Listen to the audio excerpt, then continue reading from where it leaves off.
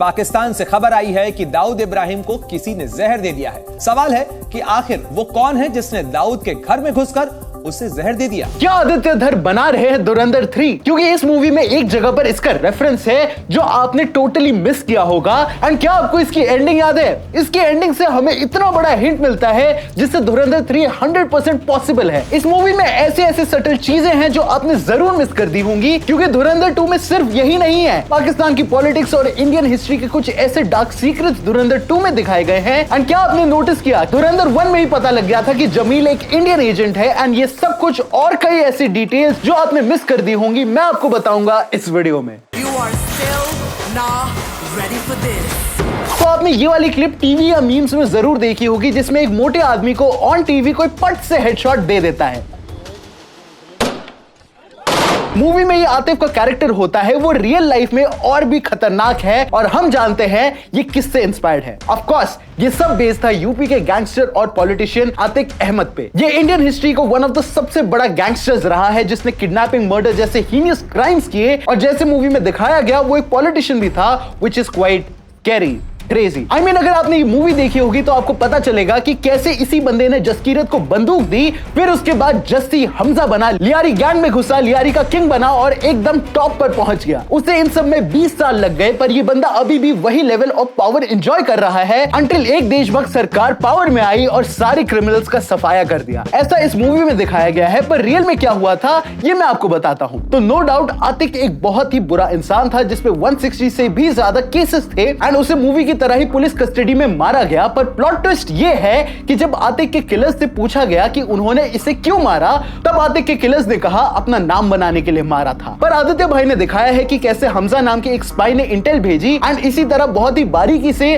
धार साहब ने रियल और फिक्शनल इवेंट्स को मिक्स करके ऑडियंस को कैथार्टिक सैटिस्फैक्शन दे दिया। मूवी में एक बहुत ही कंट्रोवर्शियल चीज है जो कि एक तरीके से सही भी है और नहीं भी। मैं बात कर रहा हूं कहानी के रिवेंज की। अगर आपको अभी भी हिट नहीं हुआ कि मैं किसकी बात कर रहा हूं, तो ये वही बंदा है जिसको हमने धुरंधर 1 और रियल में भी नकली नोटों की फैक्ट्री चलाते हुए देखा है, जिसका मिशन ये था कि इंडिया में ज्यादा से ज्यादा नकली पैसे पंप करो और वहां की इकोनॉमी गिरा दो और इसी पैसे को टेररिज्म फंड करने के लिए यूज करो। 26/11 में कहानी का बहुत बड़ा हाथ था और हमने हमजा भाई को डायरी में इसका नाम लिखते हुए भी देखा था। एक बात तो तय था कि इसका गेम होना फिक्स था और ऐसा ही हुआ। मूवी में वही अच्छी पार्टी जल्दी से एक्ट करती है और सारे नोट पकड़ लेते हैं और वो नोट बेकार हो जाते हैं, जिसकी वजह से कहानी की फटके 4 हो जाती है और हमारे हमजा भाई इसी मौके का फायदा उठाकर कहानी का काम तमाम कर देते हैं। और फिर वो देते हैं ये पोस्ट जो हमें बैटमैन की याद दिलाता है। बट यहाँ पे पॉइंट ये है कि रियलिटी क्या है। ये सीन देखा जाए तो कहीं ना कहीं एक्यूरेट है, क्योंकि अगर न्यूज की माने तो बिल्कुल मूवी की तरह ही खनानी की मौत का ऑफिशियल रीजन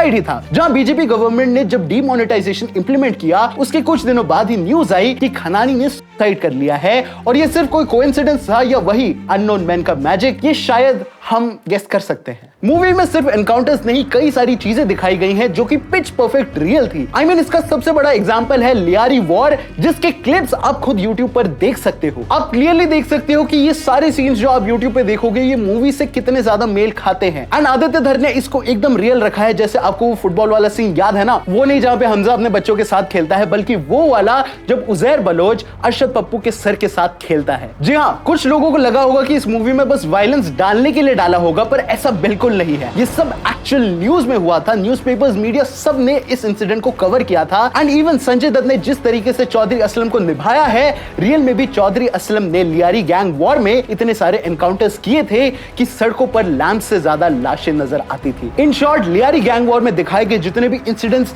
सब कितने रियल, हॉन्टिंग और डार्क है, इसका अंदाजा हम लगा भी नहीं सकते। अब पुलिस में और एम्बुलेंस को भी भगा दिया गया। और इससे भी ज्यादा डार्क और पेचीदा है दाऊद यानी बड़े साहब को पॉइजन देने वाला सीन। तो मूवी में दिखाया गया है कि कैसे जमील ने दाऊद को ऐसा जहर दिया जिससे वो धीरे धीरे मर रहा था। एंड आपको जान के हैरानी होगी कि ऐसा ही कुछ रियल में हो चुका है। मैं मजाक नहीं कर रहा। बीच में न्यूज आई थी कि पाकिस्तान के अंदर किसी ने दाऊद को जहर दे दिया है और रिपोर्ट्स की माने तो उस आदमी का नाम कभी रिवील नहीं हुआ था। पाकिस्तान से खबर आई है कि दाऊद इब्राहिम को किसी ने जहर दे दिया है। सवाल है कि आखिर वो कौन है जिसने दाऊद के घर में घुसकर उसे जहर दे दिया। पर जिसने धुरंधर देखी है उसे पता है कि दाऊद को फैंटा किसने पिलाई।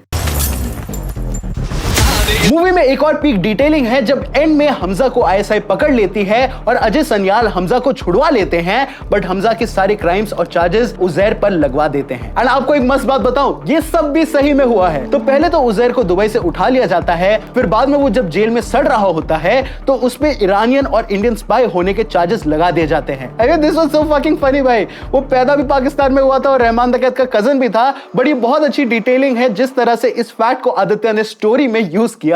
पर क्या आपने नोटिस किया, एक ऐसी डिटेल है जिससे हमें बहुत पहले ही आइडिया लग जाना चाहिए था कि जमील एक इंडियन स्पाई है। आई मीन प्लॉट ट्विस्ट इतना क्रेजी था कि सब चिल्ला रहे थे। बट अगर आप मूवी को और गौर से देखोगे तो इसी मूवी के स्टार्ट में अजीत डोभाल बोलते हैं कि एक और स्पाई है तुम्हारे ऊपर जो शायद तुमसे कभी मिले भी ना। सो ऑब्वियस है रिजवान एंड आलम भाई तो नहीं हो सकते हैं। एंड देन एक सीन में जब जमील के साथ फोटो हटवा के नवाज शरीफ के साथ फोटो दीवार पर लगाता था और इतना सब होने के बाद भी हमजा ने सबका नाम डायरी में लिखा पर जमील का नाम नहीं लिखा था। एंड अगर आपने धुरंधर 1 देखी है तो जमील हर बार सबको आपस में लड़ा देता था। एंड देखा जाए तो जमील की वजह से ही रहमान दकैत मारा गया एंड इसी वजह से ही जमील असली धुरंधर साबित होते हैं। एंड मुझे लगता है कि अगर आदित्य धुरंधर 3 बनाएंगे तो उसमें हमें जमील की बैक स्टोरी और स्पाई स्टोरीज का स्पिन ऑफ देखने को मिलेगा, which will be quite interesting। बतखे तो बड़ी सफेद पाल रखी है अपने फार्म हाउस में। सिंस ये कैरेक्टर ऑलरेडी क्राउड फेवरेट बन चुका है, बट असली डिटेलिंग बाकी है। आपने कई खबरें देखी होंगी कि कैसे कनाडा में कई अननोन लोग एक एक करके खालिस्तानियों का खात्मा कर रहे हैं एंड इवन कनाडा के प्राइम मिनिस्टर ने इसका इल्जाम इंडिया और रॉ पर डाला था। तो अगर फॉर्मूला A² + B² लगाए तो हमजा का प्लान था येलिना के साथ वैंकूवर यानी कनाडा जाके शिफ्ट हो जाने का। एंड मूवी के एंड में हमजा खुद अपने घर नहीं जाता क्योंकि आदित्य धर ने उस दरवाजे से ये दिखाया है कि उसकी पिछली लाइफ का डोर बंद हो गया है और अब उसके आगे एक न्यू वर्ल्ड है। एंड देखा जाए तो जसकीरत उसे चूज करता है। तो क्या ऐसा हो सकता है कि रणवीर के कैरेक्टर को मैडी के कैरेक्टर कनाडा भेज देते हैं खालिस्तानियों का खेल खत्म करने के लिए? एंड क्या यही होगी धुरंधर 3? एंड अब कुछ सिनेमैटिक डिटेल्स भी बताता हूं जो शायद आपने मिस कर दी होंगी। जब आलम भाई हमजा को बचाने के लिए सैक्रिफाइस कर देता है तो हमजा कहता है कि इन लोगों को जला देना, विच इज बिकॉज हमें बताया जाता है कि कैसे आलम भाई बरेली के पॉकेट मार थे और मोस्ट प्रोबेबली एक हिंदू रहे होंगे। एंड ये तो बस शुरुआत है क्योंकि अकॉर्डिंग टू मी इस पूरी मूवी की सबसे ब्यूटीफुल डिटेल है कि कैसे हमजा जब भी जसकीरत से हमजा या फिर हमजा से जसकीरत बनता है तो फैमिली फोटो जला देता है, which signifies कि वो अपने सारे पुराने रिश्ते नातों का बलिदान दे रहा है देश के लिए। पीक डिटेलिंग में आदित्य धर। एंड सिर्फ यही नहीं, अगर मूवी का सबसे मास मोमेंट देखा जाए तो उसमें भी धार साहब की डिटेलिंग दिखती है। अगर आपने नोटिस किया होगा तो फाइनल बैटल में कैसे हमजा मेजर इकबाल को हुक और चेन से मारता है, बिल्कुल उसी तरह जैसे मेजर इकबाल ने धुरंधर के फर्स्ट चैप्टर में इंडियन सोल्जर को बुरी तरह चेन और हुक से टॉर्चर किया था। और एक फाइनल डिटेल है जो कि शायद सबने मिस कर दी होगी एंड वो है कि कैसे बंसल सर सिखाते हैं कि सबसे ज्यादा ताकत एकदम लास्ट मोमेंट पे लगानी चाहिए। इसीलिए तुम नोटिस करोगे कि जब भी हमजा हारने वाला होता है वो एक ऐसी चीज याद करता है जिससे उसके अंदर एक बर्स्ट ऑफ एनर्जी आ जाए। आई मीन भाई ये बहुत ही क्लीशे ट्रोप है पर इसके अंदर भी आदित्य भाई ने पीक डिटेलिंग के थ्रू एक लॉजिकल एक्सप्लेनेशन दी है, which is quite crazy to be honest and indicative of the sheer technical brilliance and courageous efforts by the whole team of Dhurandhar. The whole cinematic team at this point salutes the passion and excellence जो कि आदित्य धर और उनकी team ने हमें दिया है and एक ऐसा एक्सपीरियंस दिया है जो आज के पहले हमने बॉलीवुड से कभी एक्सपेक्ट नहीं किया था। And truly this was the experience of a life time. और अभी तो मैं बस मूवी 20-30 बार और देखूंगा और फिर मैं तुम्हारे लिए एक और पीक डिटेलिंग निकाल कर ले आऊंगा। तो ये था हमारा video about the hidden details of धुरंधर। मेरी दी हुई सारी पीक डिटेल्स के बारे में आपको क्या लगता है हमें कमेंट्स में जरूर बताना।